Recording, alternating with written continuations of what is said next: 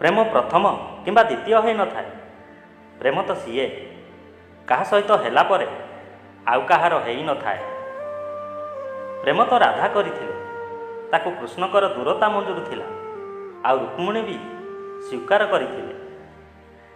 ଜୀବନରେ ସବୁଠୁ ସୁନ୍ଦର ଯାତ୍ରା ପ୍ରେମିକାରୁ ପତ୍ନୀ ହେବା। ଆପଣଙ୍କ ମତ କ'ଣ? କମେଣ୍ଟରେ ନିଶ୍ଚୟ ଲେଖିବେ। ସ୍ମୃତି ବି ବହୁତ କଷ୍ଟ ଦିଏ ଯଦି ପ୍ରେମ ସଚ୍ଚା ହେଇଥାଏ। ଦୁଃଖ ତ ସେତେବେଳେ ଲାଗେ ଯେବେ ଆପଣ କାହାକୁ ଗୁରୁତ୍ୱ ଦେଉଥିବେ ଆଉ ତା ନଜରରେ ଆପଣଙ୍କର କିଛି ମହତ୍ଵ ନଥିବ।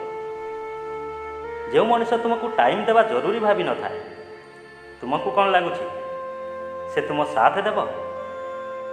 ଜୀବନ ସାରା ତା'ର ଟାଇମ୍ ଆଉ କାହା ପାଇଁ ଭାଗ ହେଇଗଲା, ମୋ ଭାଗରେ କେବଳ ବାହାନା ରହିଗଲା। ଏମିତି କିଏ ତୋ ଜୀବନରେ ଆସିଲା ଯେ ଯିଏ ତୋତେ ମୋ କଥା ମନେ ପକାଇବାକୁ ବି ସୁଯୋଗ ଦେଉନି। ଯଦି ମୁଁ ତୁମର ସବୁକିଛି ତ କଥା ହୁଏ, ଯଦି ମୁଁ ତୁମ ପାଇଁ ବିକଳ୍ପ ତାହେଲେ ମୋତେ କ୍ଷମା କର।